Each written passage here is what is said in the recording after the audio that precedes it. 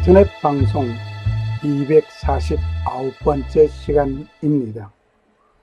찬송 해설 찬송가 40장, 통일 찬송가로서 43장입니다. 찬송으로 보답할 수 없는 찬송가 제목이죠. 시편 100편 4절이 오늘 이 찬송의 키포인트가 되기도 하겠습니다. 대부분 많은 성도들이 이 찬송을 즐겨 불렀습니다. 근간에는 많은 교회당에서 찬송가보다 복음송을 많이 부르고 있습니다. 스크린에 펼쳐진 가운데 찬양 인도자가 열심히 찬양합니다. 함께 성도들은 따라 부르고 있습니다. 그런데 찬송가는 과연 그 한 시간에 몇 곡이나 부를 수 있을까 하면서 의문을 던져봅니다. 자랑 같은 실화를 하나 드리겠습니다.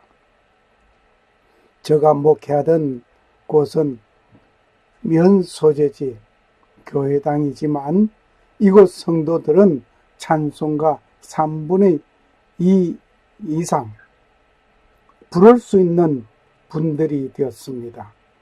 이렇게 되기까지 하는 많은 불평의 소리들이 있었습니다. 목사님이 아시는 찬송보다 우리들이 모두가 잘 알고 있는 찬송을 많이 부를 수 있으면 좋겠습니다. 이러한 불평 같은 말들을 듣기는 수없이 많이 들어왔습니다. 이러한 말을 듣는 저에게는 대답이 걸작이었습니다. 자평하는 말이지만 불평 같은 건의를 개인적으로 받았는데 저는 대중 앞에서 하는 말이 있었습니다. 지금 모르는 찬송을 부르다 보면 성도님들이 잘 알게 될 것입니다. 친숙하게 될 것입니다. 그리고 잘 아는 찬송이 될 것입니다. 그때를 위하여 지금 모르는 찬송이 친숙해질 때까지 함께 부르겠습니다. 개인적으로 정중하게 건의해온 말을 대중 앞에서 이렇게 말을 하면서 또 잘 모르는 찬송을 들고 부르는 것입니다. 이렇게 매일 새벽 시간, 주일 낮 예배, 저녁 예배, 수요 예배, 금요일 구역 예배, 신방 예배 등등으로 잘 부르는 찬송과 생소한 찬송을 부르게 되기를 5년이란 세월을 보냈습니다. 이제 이 온 성도들이 찬송가 몇 장 하면 혹 또는 생소한 찬송 하면서 열게 되는 일은 없어졌습니다. 오히려 다른 교회당에 출석하는 친구 성도가 집에 찾아오면 새로운 찬송을 가르치는 선생님이 되기도 하였습니다. 성도들이 말입니다. 그런데 요즘 성도들은 어떤지 궁금하기도 합니다. 내가 알고 있는 찬송가가 과연 찬송가 한 건 그 속에 몇 곡이나 알고 있는지 궁금합니다. 내가 알고 있는 찬송가가 몇 곡이나 되는지 자신이 한번 확인해 보시면 좋겠습니다. 100곡을 아시는지, 아니면 200곡을 아시는지, 아니면 300곡을 아시는지, 400곡, 500곡, 아니 50곡을 아십니까? 좀 경멸하는 말 같죠?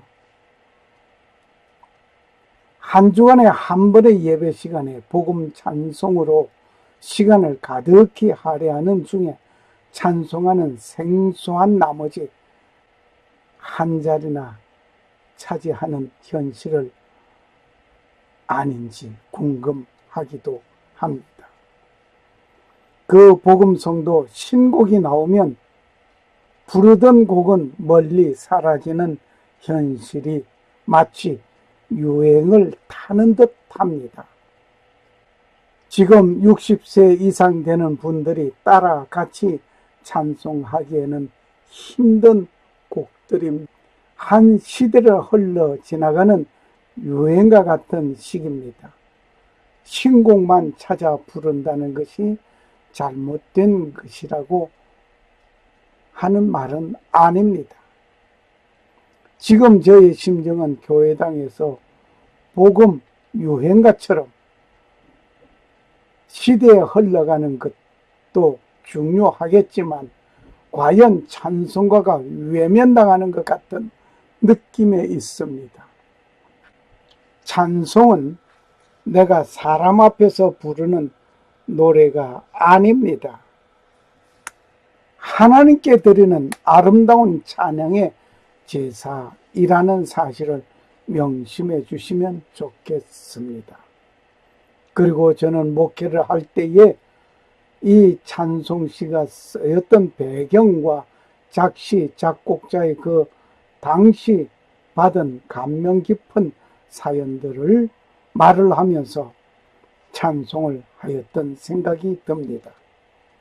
이런 말을 하면 오늘 젊은이들은 하는 말이 세대차 난다 할 것입니다. 물론 세대차는 나는 것은 사실입니다. 저 역시 요즘의 젊은이들의 부르는 노래를 따라 같이 부르기에 좀 힘듭니다. 그러나 하나님 앞에 예배 드리는 것은 하나님 앞에서는 세대차가 없습니다. 예배는 세대차가 없습니다. 동일한 하나님이시기에 세대차가 없습니다. 그리고 이런 말을 들어보셨습니까? 성경 찬송 출판사가 장사가 안 된다라는 말입니다. 많은 교회당에서 예배 시간에 성경 찬송을 사용하지 않고 빈손으로 예배당에 와도 스크린에 그날 부를 찬송 가사 전반과 성경 본문을 그려주니 성경 찬송가 책을 집안 안방 또는 골방에 잘 보관하고 가볍게 예배당에 오는 일이 되기 때문이라고 말을 합니다. 이러한 가운데 저는 한 좀 색다른 모습으로 멀티미디어 프로젝터를 사용하는 예배당을 보았습니다. 스크린에 그려주는 것은 찬송가 몇 장이라는 글만 있습니다. 성도들은 자기가 가지고 온 찬송가를 펴들고 찬송하는 것입니다. 다시 말을 하면 찬송가 몇 장 하게 되면 가지고 온 찬송가를 이것을 보고 찾는 겁니다. 그리고 성경 본문은 성경 어디에 몇 장 몇 절이라고 알려주는 것입니다. 성도들은 가지고 온 성경책을 펴서 함께 읽습니다. 복음성을 할 때에는 스크린에 함께 활짝 열어주는 것을 보았습니다. 나 가진 재물 없으나 나 남이 가진 지식 없으나 찬송하기 없다 보니까 어쩔 수 없이 복음성은 이렇게 펴주는 것입니다. 설교 시간에 목사님께서 참고 성경을 말씀하실 때에 때로는 성경 어디라는 것을 그려줍니다. 성도들이 가지고 온 성경책을 펴서 참고합니다. 설교 시간에 목사님께서 참고 성경을 말씀하실 때에는 성경 어디라는 것을 그려줍니다. 성도들이 가지고 온 성경책을 펴서 참고합니다. 기록하시는 분은 그대로 보고 기록합니다. 성경 찬송가를 휴대하고 예배당에 오는 모습도 아름답습니다. 그리고 예배당에서 성경 찬송을 펴서 함께 예배하는 그 모습 더 아름답습니다. 분명히 시대는 변화여졌지만 어떠한 현 시대의 문화 발전을 이용하는가에 따라 동일한 모습의 그림을 그리게 됩니다. 어찌 하고자 찬송 해설 시간에 곁길로 간 모습입니다.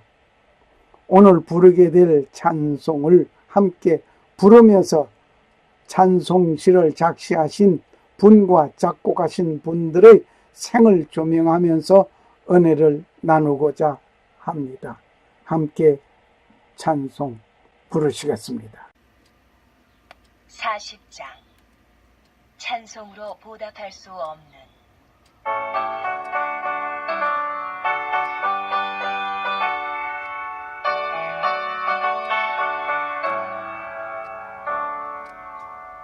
찬송으로 보답할 수 없는 그 사랑 주님께 영광 할렐루야 형제 자매 모두 함께 모여 찬송해 주님께 영광 할렐루야 하나님의 자녀여 크게 찬송하며 알고 거룩한 일로 기쁨으로 나아가 주의 보좌 앞으로 속히 들어가게 돼 주님께 영광 할렐루야 우리 받은 주님 은혜하여 왔도다 주님께 영광 할렐루야 기쁜 찬송 부르면서 천국 가겠네 주님께 영광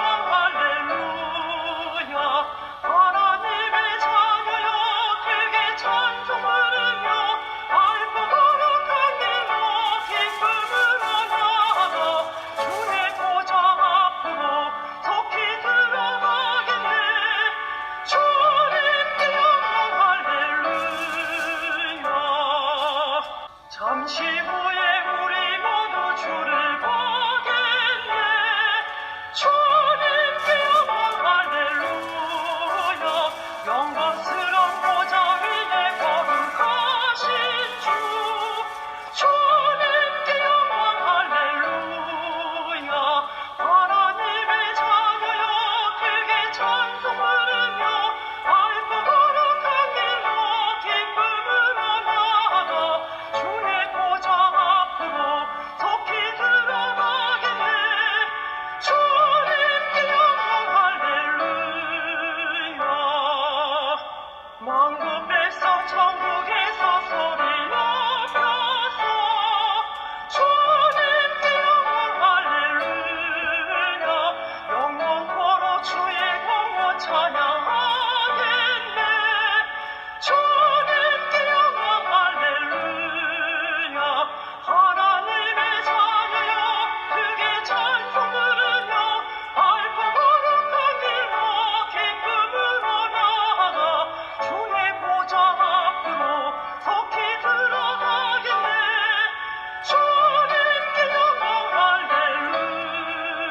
할렐루야 이 찬송시를 쓰게 된 것은 시편 100편 4절을 본 것입니다.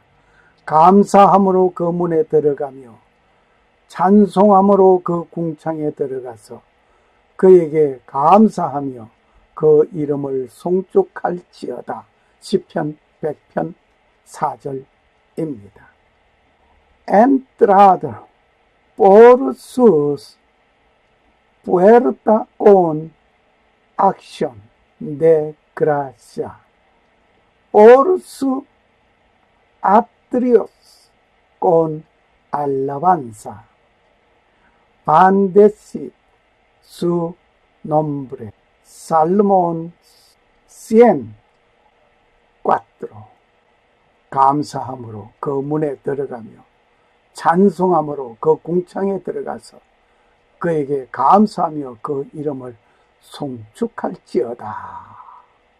이 찬송시를 쓰신 분은 우리가 잘 알고 있는 분입니다.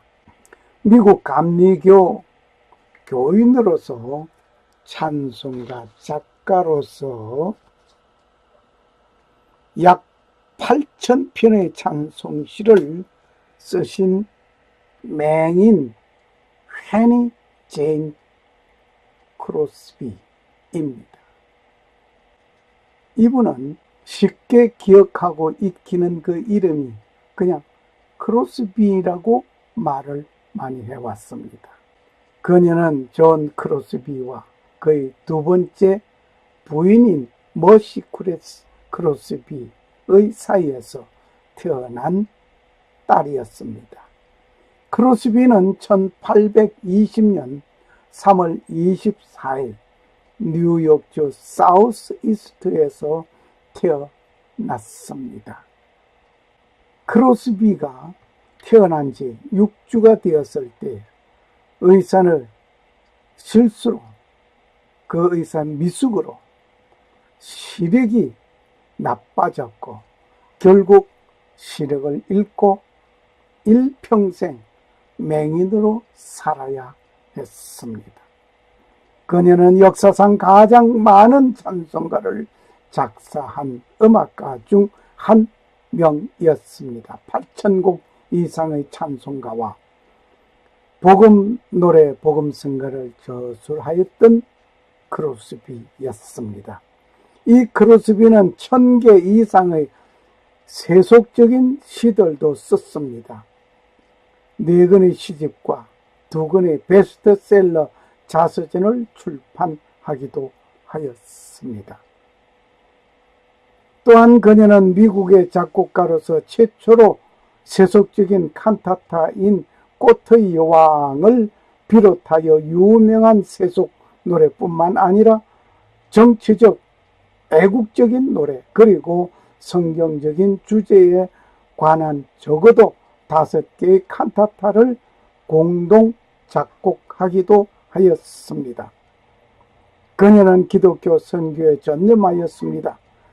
그녀의 대중 연설도 유명한 것은 세상이 다 알고 있습니다. 그는 가장 불행한 처지에서 가장 행복하고 값 있는 삶을 살았습니다. 때로는 미국 국회에 초빙을 받아 찬송으로 많은 은혜를 나누었던 일이 있었습니다. 그리고 그는 인생이 길지 않기에 설교를 읽지 않는 사람들에게 노래를 읽게 하리라고 말을 하였습니다. 그리고 크로스비는 1915년 2월 15일 95세 일기로 잠드셨습니다. 이 찬송의 원문을 읽어보는 시간을 가지면서 은혜를 나누고자 합니다. 1절 평생토록 주님을 찬송하였지만 오히려 부족하게 느낀다. 그러기에 찬송으로 보답할 수 없는 큰 사랑을 찬양하고 또 찬양한다. 2절 주님의 구원의 사랑은 너무나 위대하다. 우리가 기쁨으로 찬송을 부르며 천국으로 들어가게 하시니 찬송을 부르지 않을 수 없다. 3절 말로 다 할 수 없는 아름다운 하늘의 궁을 보며 그 안에 계신 찬란한 주님의 모습을 찬송한다. 4절 천국에 가면 천하 만국의 성도들이 모여 주님의 성호를 찬송할 것이다. 후렴에 있어서는 주님의 구원의 자녀들은 그의 보좌로 가까이 가면 갈수록 점점 더 천국이 맑게 보인다. 마음 놓고 찬송할 특권을 가졌으니 외치며 찬송한다. 이것이 크로스비 원문에 밝혀져 있는 글들이었습니다. 이것을 정리하여서 우리가 부르는 찬송이 된 것입니다. 할렐루야라는 방언이 눈에 들어옵니다. 이 말은 히브리어로서 할렐루야입니다. 뜻은 찬양하다, 영광스럽다, 부르다의 뜻을 가지고 있습니다. 이 할렐루야는 세계 공통 언어가 되어 있습니다.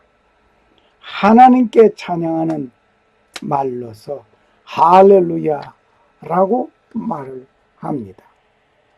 그리고 이 찬송시를 가지고 곡을 붙이신 분을 말하지 않을 수 없습니다. 이 곡을 쓰신 분은 윌리엄 제임스 커크 패트릭입니다. 윌리엄 제임스 커크 패트릭이라는 분입니다. 이 윌리엄 제임스 커크 패트릭은 아일랜드 카운티 기로그에서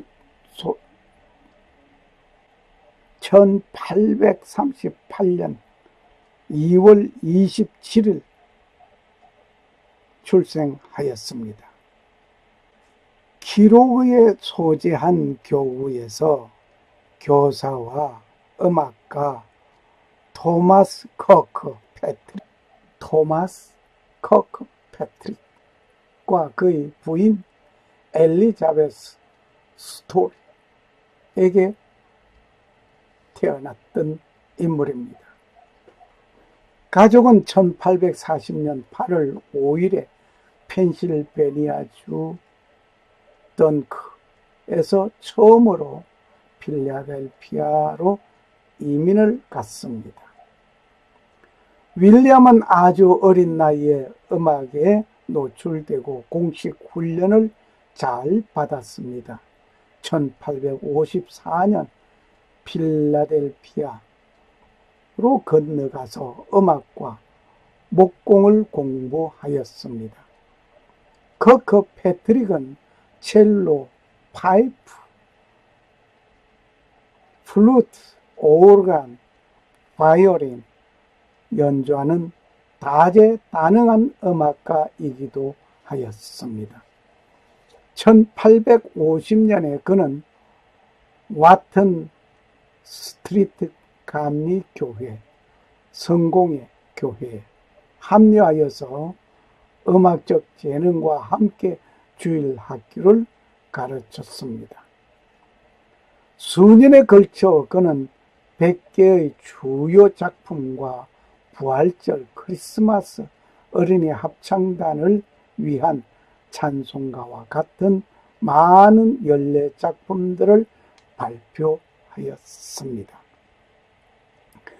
윌리엄 제임스 커크 패트릭은 1921년 9월 20일 그는 사망하였습니다. 그날 그분의 서재에서 밤이 늦도록 내려오지 않는 그 모습에 그의 부인은 불렀습니다. 불러도 여전히 대답이 없습니다. 하는 수 없이 그는 서재실을 향하여 올라갔습니다. 올라가 본 그 결과 찬송가를 작시하던 피를 쥔 채 그대로 그의 영혼은 하나님께로 갔습니다. 미처 찬송가를 마지막 완성하지 못하고 천사의 보호를 받으며 가셨습니다. 천재적인 음악의 대가는 복음성가로 하나님을 찬양하는 인물이었습니다. 이 백성은 내가 나를 위하여 지었나니 나의 찬송을 부르게 하려 함이라. 시편 43장 21절 말씀입니다. 샬롬. 감사합니다. 할렐루야.